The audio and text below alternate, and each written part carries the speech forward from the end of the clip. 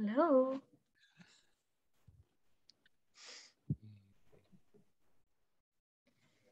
Namaste. It's so nice to see you again. Nice to see you too. It's been a few weeks. It has. Too long. Everything is good? Yes. All right. My oldest one took her boyfriend with her to medical school. He's driving her around and working remotely, and they're 4 hours from here. Yeah, it is good. Yeah. And She's enjoying so far? It's where the good time goes to die. I mean, they are working, all the kids are working really, really hard. Yeah. And Sophia, the youngest one, just came home yesterday. Where was she was in Indiana, about 2,000 miles from here. I remember she was doing some kind of, what do you call that? Internship for 3 months or something? Yeah. And that's over and she's back. Oh, she came back. And you're probably happy that she came back. I'm happy to see her, and I'm also very happy that her cat survived. You know, every time he went out, I thought, ooh. Yeah, you were taking care of it for her. Yeah. So now he survived, and it's all good. That's good. And we're thinking about details like getting a Portuguese phone number and health insurance. Wow. And yeah. You're actually planning on doing it. The gears are definitely turning. That's really good. Yeah. So I'm thinking giving notice about mid-February. Okay. That's exciting. And how will you get somewhere to live when you get there? Will you find somewhere before you go, or? That's a really good question. We'll probably find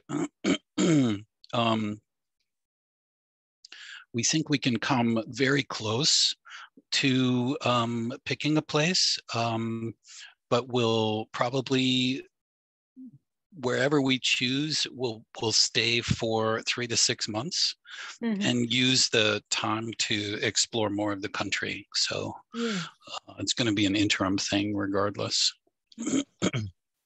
Great. Yeah, but we're definitely thinking the Algarve. Did you know Davidji is actually moving there? Oh, yeah? Portugal is calling all of the Vedanta Advaita people home, I think. Yeah, that's good.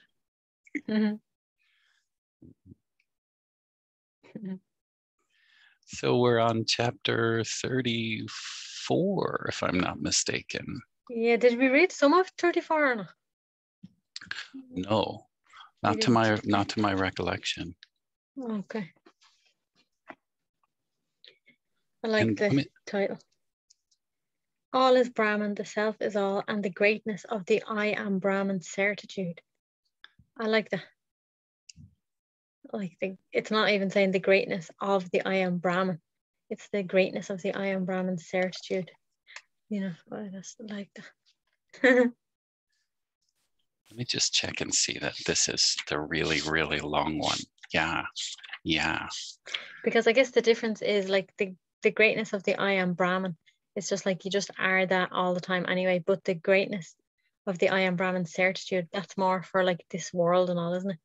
You know, to be sure of that you are that. You're frozen. How about now? Oh, yeah. Oh, there. You're back. Yeah, so the certitude is really for this world, isn't it? For the consciousness that's alive here. Whereas, of course, it's great that we are Brahman, but to be sure of it is where it's the greatness really is in a way.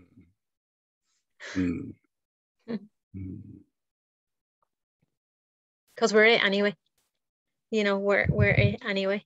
But waking up to the fact that we're it, that's the extra wonderfulness. To me anyway. Yeah, it's like I don't know exactly what self-remembering is all about. That's some kind of a technique, but the phrase that is coming home. It's like returning home. Yeah. Mm. What's your pleasure? Would you like to read? I don't know. You usually have a plan. What's your plan? No plan. No, I surrender. Oh, great. So you haven't got like a list of verses that you want to read or anything? Well, I know that they get really juicy after about 20. So Yeah. Okay, I'll read a few. Let's read a few at the start and then we might skip to 20. okay. We'll set the scene with a few verses. In this discourse, Nidaga, I shall tell you further about the definition of undivided truth so that it takes firm hold. This is the most secret of the secret. It is more wondrous than the most wondrous. One who listens to and understands even one stanza of this teaching, which conveys the essence of the undivided meaning of the mass of eternal bliss, will, rid of all difficulties, become liberated. All this, which is seen as an appearance, is the omnipresent Brahman, the seer alone. Though it seems like an appearance because of fickle thought, when inquired into, it is only the seer, and not an atom apart, such as this and that. What is seen through knowledge is only knowledge, indeed. When inquired into, waves of various forms are only water. Are they anything else? Hence, there is nowhere an atom apart, such as this and that, except knowledge. Apart from that Brahman of the nature of knowledge, there is no other empirical existence in the world. Apart from the mass of knowledge, the supreme Brahman, there is no existence such as the world, the individuals, and the supreme. The undivided supreme Brahman, without beginning or end, of the nature of knowledge, is indeed all.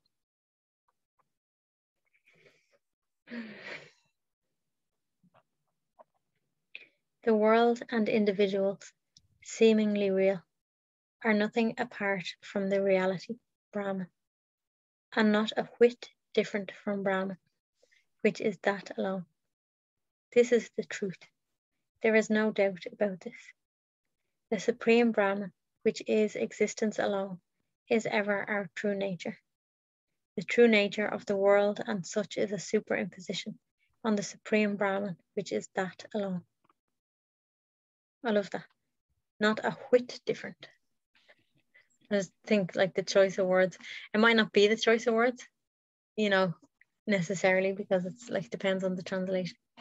But like I like the choice of the English translation. That's good. Apart from the supreme Brahman, which is knowledge, neither you nor I nor anyone exists.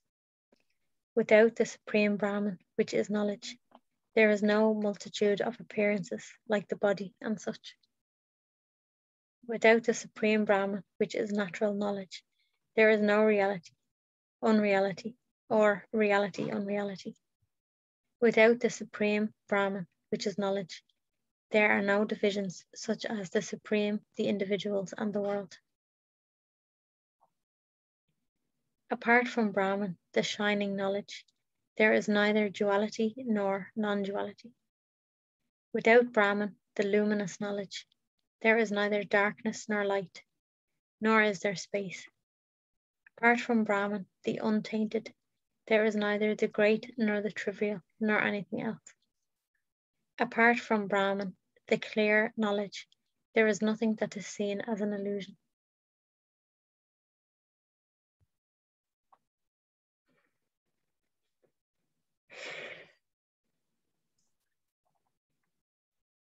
Apart from Brahman, the awareness untarnished by thought, there is neither body nor life nor the world.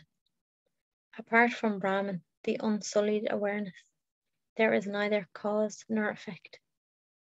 Apart from Brahman, the manifest, there is nothing to be taught or to be learned. Apart from Brahman, the awareness, there never is an appearance of duality. Apart from Brahman, the deathless knowledge, there is no delusion, no nescience, nothing else. Apart from Brahman, the decayless knowledge, there is no individual, Lord, or the world. Apart from Brahman, the complete knowledge, there is no untruth or truth or anything else. Apart from Brahman, the causal knowledge, there is nothing to be identified as effect. Apart from Brahman, the differenceless knowledge, there is no differentiation such as bondage or liberation. Apart from Brahman, the luminous knowledge, there is not an atom of sorrow or happiness or such. Apart from Brahman, the unaffected knowledge, there is no such word as no. The supreme Brahman of the nature of undivided knowledge without beginning or end is all. Don't know how we can get better than that after chapter 20. That's pretty like hardcore. Pretty like direct. It's like there's no space for anything else. No space for anything in there.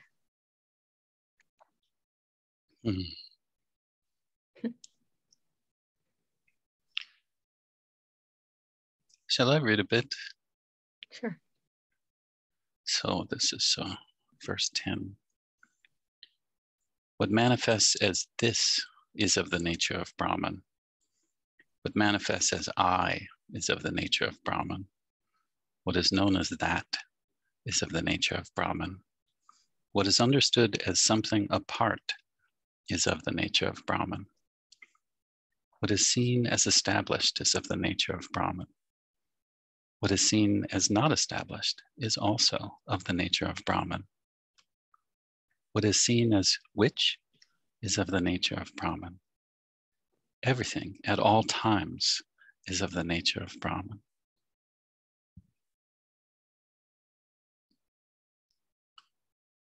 What appears as one is of the nature of Brahman. What appears as dual is of the nature of Brahman. What appears as the perceived is of the nature of Brahman. What appears as the perceiver is of the nature of Brahman.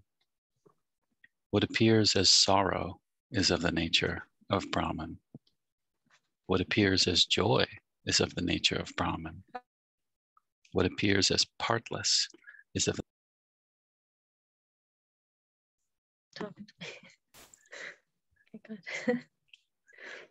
What appears as partless is of the nature of Brahman.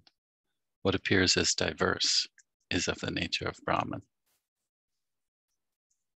Shall I say what appears as distraction is of the nature of Brahman? Yeah, good. The moving and the unmoving are all of the nature of Brahman. The settled conclusions and wavering indecisions are all of the nature of Brahman. The high and the low are all of the nature of Brahman. The part and the divisions are all of the nature of Brahman. The earth and the other elements are all of the nature of Brahman. The concept of us and others are all of the nature of Brahman. The night, the day, darkness, and light are all of the nature of Brahman. What are existent and non-existent are all of the nature of Brahman. It seems like he's saying that, before any distinction, I laugh because I can't really express it. Yeah, that's okay. As you were reading it as well, it's like, it's totally opposite to what the mind wants. Like the mind wants to differentiate. That was the word that came here. Like it wants to make everything different. But it's basically like the essence of what I'm hearing is just like there's nothing different. Like it's like this or that, this or that, this or that. Like it's like there is no everything. What we think is this or what we think is that. It's the same thing. And like our minds can't. Like there's no room then for judgment, because that's the kind of thing our mind wants to do, isn't it? Like it's like it wants to judge this person or something. But if you knew it was the same as you or the same as everything else, your mind wouldn't even be able to go there. Or, it wants to judge somebody who makes a different decision or a different choice. Or even like it wants to compare one thing and another thing. So like that's all of the mind. Like it has to have differences, has to differentiate. Yeah. But like if this gets totally into you and if you really see this, like there's no space for that really. You can still kind of play it a bit, but it'll be kind of like you'll just be pretending. There you go. Like that. But like we take it so seriously because this is what creates like wars. It's like my religion is different than yours, and mine is right and yours is wrong. Like that's really big war point or whatever. Like whatever it is. Yeah, being right. That's a big one. I thought of it as like little me personal rather than, big societal conflict, but it's yeah, It's all kind of about the being same right. even. Yeah, like it's like I think everything that's in society on a bigger scale is also in us as well on a smaller scale. And maybe we see it in a different way, but it's really the same. Maybe it's similar, to the expression they say, something like the microcosm is in the macrocosm. And there's loads of different ways, but like it doesn't matter if it's big or small, like it's the same. I like the microcosm and macrocosm because there's a lot of syllables there. Yeah, When I it feels stretch good my to say that mouth a word. little bit, I feel really smart. Yeah. Yeah. Mm-hmm. The Vedas and the remembered scriptures are all of the nature of Brahman. All the epics are of the nature of Brahman. The endless mythological lore are all of the nature of Brahman. All treatises on temples and rituals are of the nature of Brahman. Inquiry and all this is of the nature of Brahman. The meaning of all this is of the nature of Brahman. All efforts are of the nature of Brahman. All achievements are of the nature of Brahman. The results of efforts are of the nature of Brahman. Reaching. It's basically cancelling everything out. Like if you really take that into yourself, if everything is of the nature of Brahman, so even though like he's saying loads of different things, it really cancels everything out. Like you can't even think about it because everything is the same nature. So it's just like it's basically just cancelling everything out.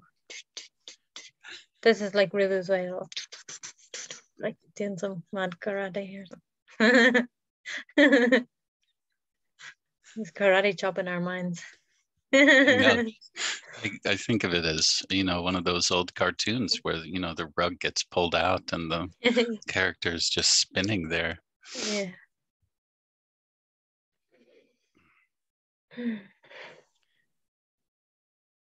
The result of efforts are of the nature of Brahman.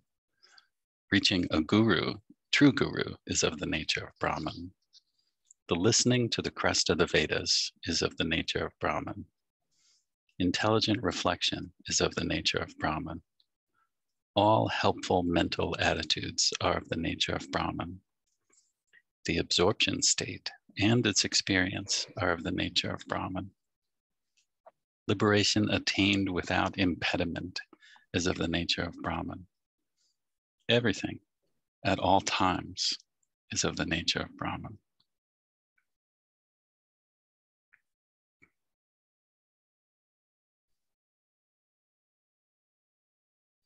I think I'm just going to have to admit that I'm Brahman. Yeah. I haven't really got much choice. There's not really much room for anything else there.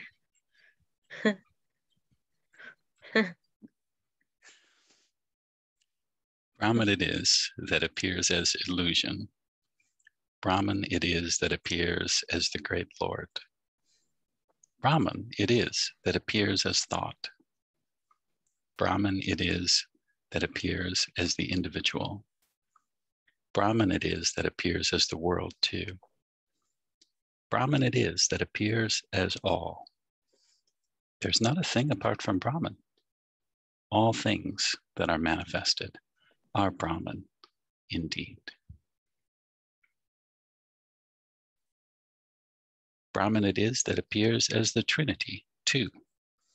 Brahman it is that appears as the primal Shiva also. Brahman it is that appears as the five elements too. Brahman it is that appears as the endless world also. Brahman it is that appears as the mobile and the immobile. Brahman it is that appears as all.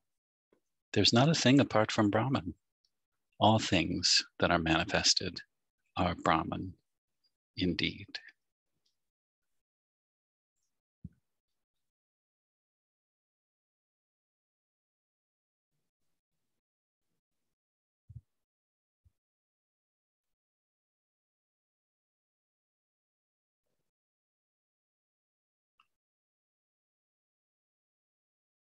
Shall I go on?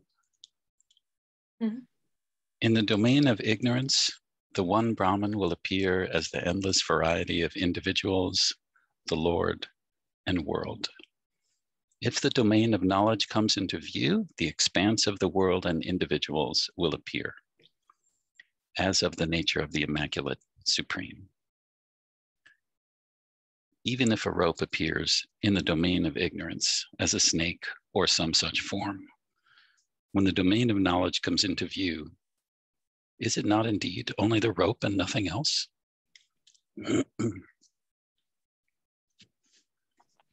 Hence, even for the non-inquiring nitwits, the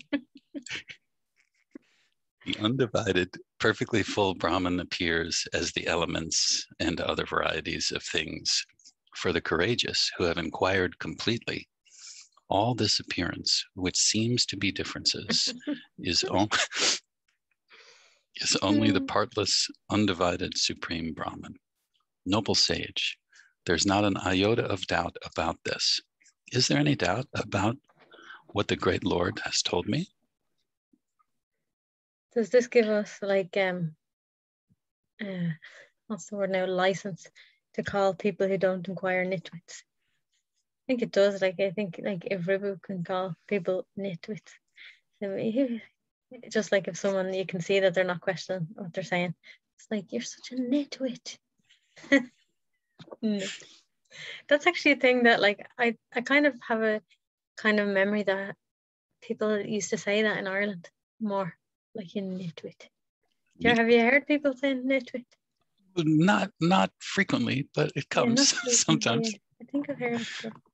Someone has probably called me a nitwit. I probably have been a nitwit. We've all been nitwits. Such a funny word, isn't it? I have an Englishman at work who used the word git. I don't know what a yeah, git is. That's very English. Yeah. You're a git. I don't know what it is either. Just a word that they use. Seems sort of cutting. Yeah, maybe it's similar to nitwit. Can I read? Yes. Or are you dying to read the next verse? No, you go. Okay. Nothing is created at any time. Nothing exists at any time. Nothing is destroyed at any time. Nothing at any time exists. Nothing at all. It is only the one complete, perfectly full Brahman, which is ever without duality, that exists at all times everywhere. In the name of the Lord, what is told here is the truth. Apart from the undivided, complete, perfectly full Brahman, there is nothing as ignorance or knowledge. Apart from the undivided, complete, perfectly full Brahman, there is nothing as superimposition or its removal.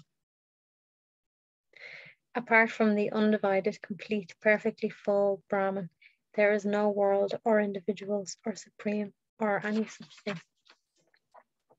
It is only the undivided, complete, perfectly full Brahman that ever exists as the one undivided essence. The great news, isn't it?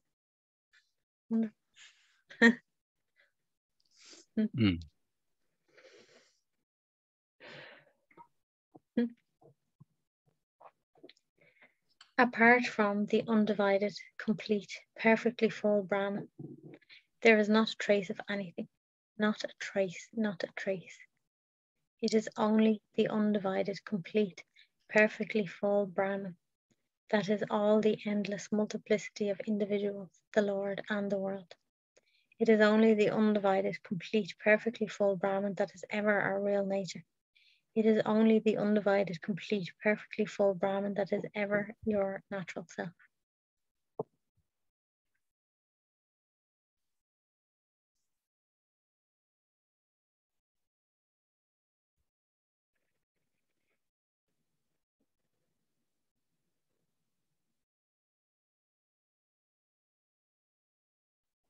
It's so weird because there's no point in even saying anything, in a way.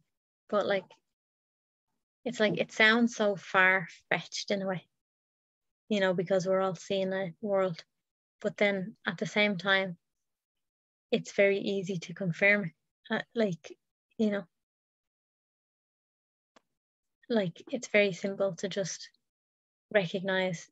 It's like the same as recognizing who you are.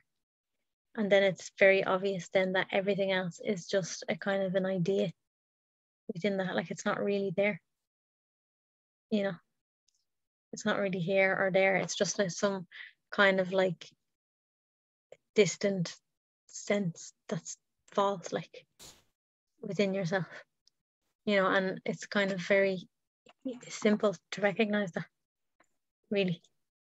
And that's just what he's pointing to, is that truth of who you are, in which that kind of ideas appear, you know. So it kind of like, in a way, when you're so engaged, you know, you're so engaged with the world and your senses, it can sound like, oh, well, that's a bit mad, like. And I think, like, when lots of people hear this kind of thing, like, they're not even really interested in it. They just think, like, I think probably if most people came across something like this on YouTube, they'd be like, they are like weird or something. I don't know what to say. That's like far or which I can understand, but that's just if you're not willing to actually look. Like, if you're willing to look and actually check like that, if you're not a nitwit, if you're not a nitwit, which basically means if you're willing to question, it's very, like, very obvious, really. And I don't know, it's even though then there's another part of me that can say, oh, that's mad. But even that's mad, you know, that's just the same as everything else. That's not real as well. Just something else to put into the fake world. To put it in Buddhist terms, it feels like there's no grasping. There's no grasping here. Yes. And if there is grasping, it comes sort of after or out of some mental effort, some effort. Yeah. We in satsang last Sunday, it was 2 hours long, and there was maybe 15 minutes of talking. Yeah. All you know, there were maybe 60 of us. You know, no one wanted to speak. The silence was so beautiful, and it felt like, oh, here I am, not wanting something to happen. It was beautiful. Yeah, so I think I'm coming at what you're saying. I agree, and yet I'm coming at it from the, you know, wanting, not wanting. Yeah.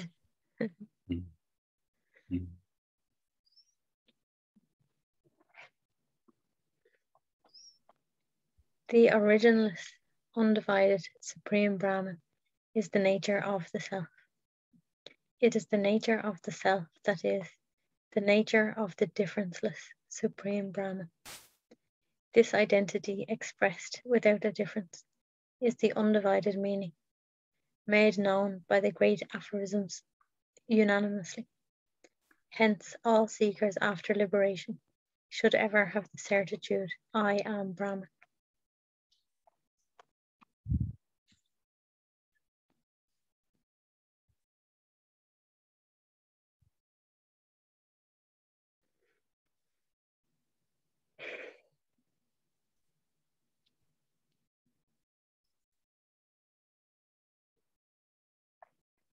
There is no doubt that all is indeed the Supreme Brahman.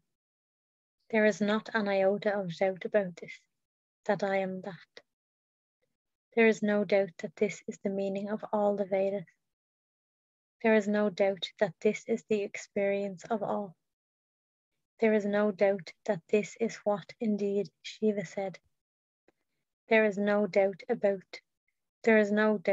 that this is indeed the experience I have. Hence, in order to realize the I, all seekers after liberation should attain the certitude, I am Brahman.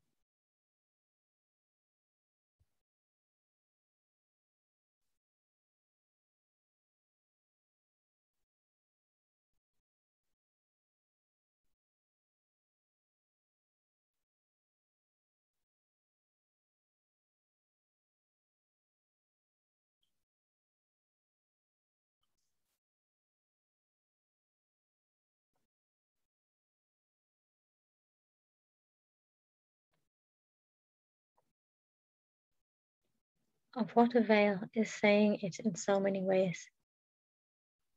Hear the sentence that is the supreme truth expressed in brief.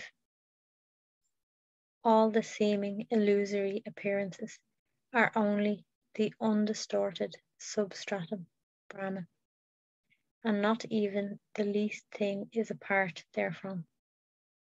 Thus, through a process of negation, one should realize fearlessly that it is the supreme Brahman that exists ever, is ever one, and I too am that. Beautiful.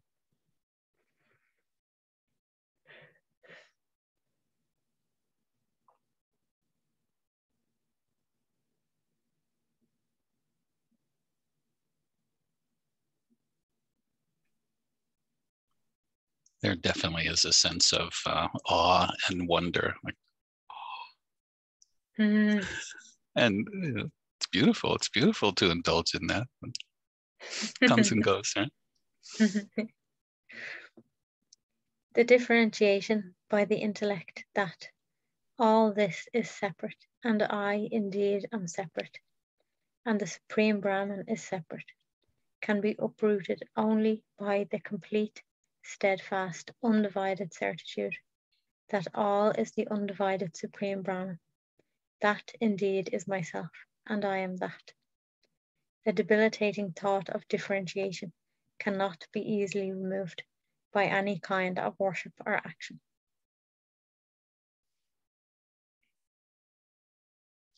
That is a major pulling of the rug. Yeah, that was really good. That was a really good few lines there. I think we should read it again. Okay. So good.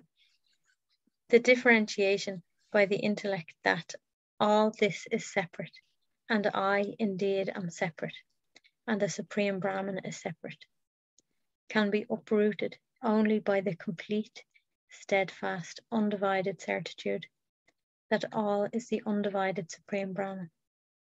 That indeed is myself, and I am that. The debilitating thought of differentiation cannot be easily removed by any kind of worship or action. Hence, all seekers after liberation should easily attain the certitude of the undivided Supreme, and thereby remove these differences of the intellect that are the origin of an indescribable variety of fear and sorrow. The removal of the aforesaid thought of differentiation is the fearless establishment in the abode of freedom from fear and the attainment of bondageless liberation.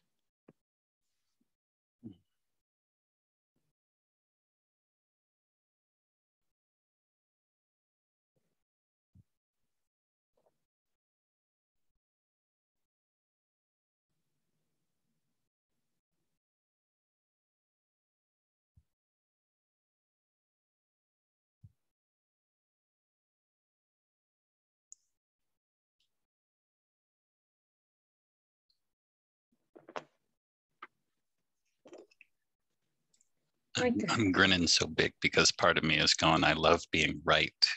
And I knew that when we got into the 20s with these verses, that it was really gonna fly. Yeah, you are right. Yeah, it's like every bit of it. So it's amazing then when it's like more like impactful. Like isn't it? Yeah.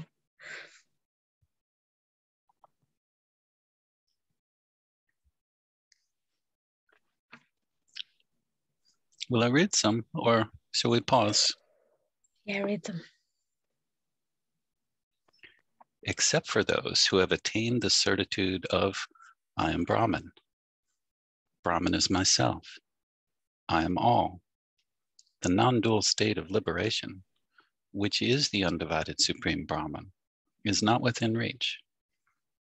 This is so for all those who are obsessed with the notion of differences, of the world, the supreme, I, you, this, and such. Only those who, as Aphor said, have the certitude, I am Brahman, will attain complete liberation. What is seen as illusory superimposition on the self is never apart from the substratum, self. The self is indeed the undivided supreme Brahman. The undivided supreme Brahman is indeed the self. Being aware of the supreme Brahman, which is not different from the self, by abiding in the state of I am Brahman, and being the supreme Brahman, not different from the self, and being unwavering, is the undivided liberation.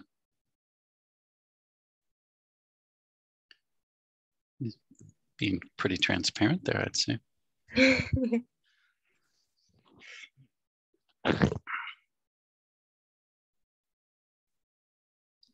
There's not the least bit apart from the self. Not the least bit. Not the least bit. Not the least bit. Okay. Whatever is seen as superimposed on the self is indeed the self. Indeed the self. Indeed the self. The self it is, that is the undivided expanse of consciousness, the non-dual supreme Brahman.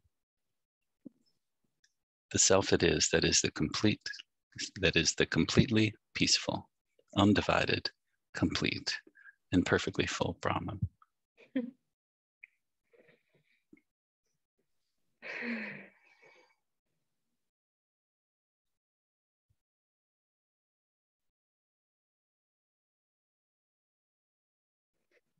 Would you like to pause there and we'll pick it up the next time? Because there's still lots of verses and it's free. Yeah. Are we at time? Well, I don't know, but we definitely don't have time for 20 something more verses. Right.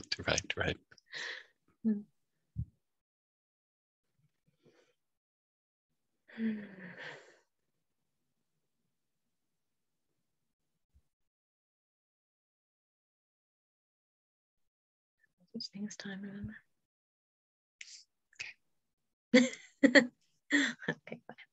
Okay. Say again, I don't think I caught it. I said, okay, whatever. You know, like if you start saying things like that to people, they're like, okay, whatever.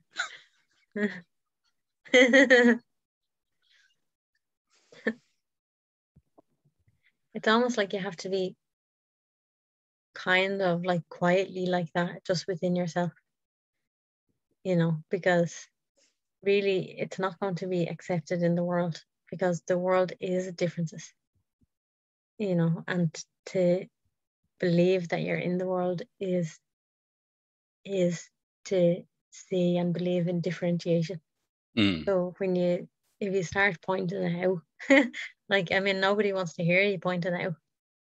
Like how the same things are, like people will just think you're crazy. Like, and I guess that's what like some people say, you know, you have to be, if you want to be free, you have to be a bit crazy. Yeah. But even when it comes to like, sometimes I'll be talking to my partner about different like spiritual teachings and like actually I just think they're all the same. Like I can actually like just say that they're really all the same. Like, but then you're kind of slowing down and say, well, kind of see like, okay, you kind of almost have to pretend to admit that there is little bit of a difference. Like maybe it's like, you know, so on one level there's a bit of a difference. Like let's say if we have a third person here, and if you start to share about what is the Song of Ribu with them, and if I start to share what is the Song of Ribu with them, even though we're sharing the same thing, there's just because we both have maybe something different, I don't know, like we have a different voice and maybe a different way of expression. Like maybe I'm going to be going like this and all. And maybe you're going to be like calm, serene and all. So like our expression is a little bit different. So maybe somehow that carries a different essence. That's the only kind of difference like you can really find in spirituality. But like I think the seemingly differences are so like superficial that they're really like you wouldn't even talk about them as different. Like yeah. What I love is how we're drawn back again and again to just this, the present, empty, spacious. I want to say moment, but now introducing time, which isn't really fair to the essence of the thing. I guess in a way it is just like that, like exactly like what this chapter is pointing to. So it's basically saying like everything is Brahman. So whatever the expression is, like whatever way it's looking, everything is Brahman. So like yeah, it kind of even like it feels wrong to even say that, but there is a kind of it like a seeming difference, so sometimes it's not really necessarily that we always feel perfectly peaceful in our experience of life, because different things come up. But let's say if some feeling of joy arises in you, that's Brahman. If some feeling of being triggered by what someone says and you want to have an argument comes up in you, that's Brahman as well. And if you go to satsang and you spend 2 hours in silence and it's beautiful, that's like that's Brahman. And if you go and spend 2 hours watching a movie, that's Brahman. And if you go and have 2 hours of an argument with someone, that's Brahman as well. So yeah, there is like seemingly differences, but they're really all the same. And that's exactly just what he's saying. So it's just like that. And I think, yeah, it's not even that you have to think it. I think it's more just when you're it's more, it seems like that the more maybe let's say I am Brahman to use like these kind of words, the more like that becomes important to you, then the seeming differences are just kind of, they're just like less important or something. Like, so it doesn't really matter. Like, it doesn't matter if you're in satsang, or it doesn't matter if you're watching a movie, or it doesn't matter if you're having an argument with someone, because they're not really, it's like the way it says sometimes, this one it's saying it's not really there because it's taking it a step further, but it's like they're just the superimposition, they're just the clouds in a blue sky. Like, they're really not important like at all. Like, but I feel like the Song of Ribu, or Ribu Gita, it's very like extreme in its expression, and I like that. Like, I'm like, yes. There's something in me really likes that, like just I like that karate chop of Ribu. I think he must have been some kind of ninja.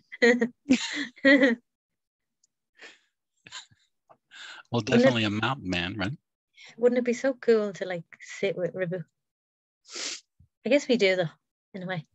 Like, even like we get to sit with lots of amazing beings, but like it'd be cool to actually sit with Ribu. So.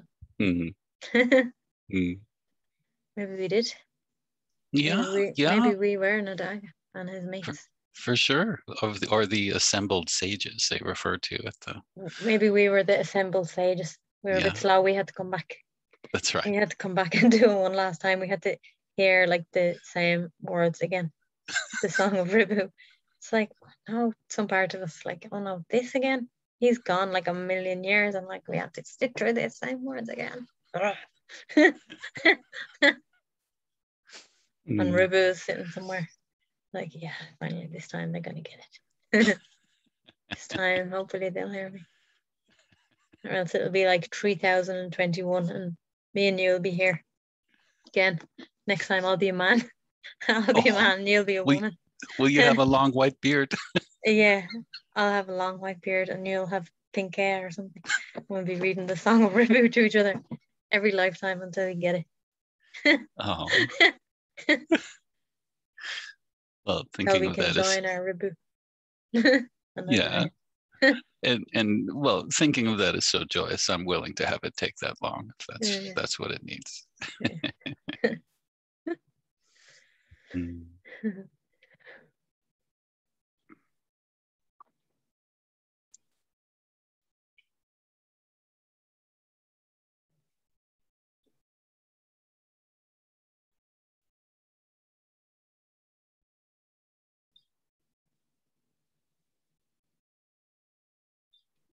It's already done already. Say again? I said it's already done. Already done. Yeah. It's already done.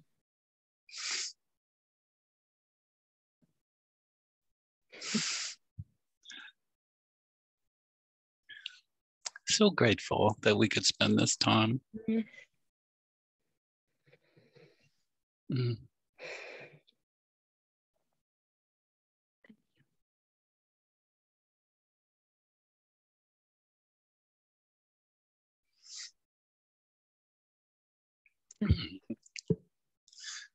We'll see what happens for next week. I'll check with you, see if you're available, and hope for that. Yeah, be well. You too. Bye. Bye. Oh, I got it. Here.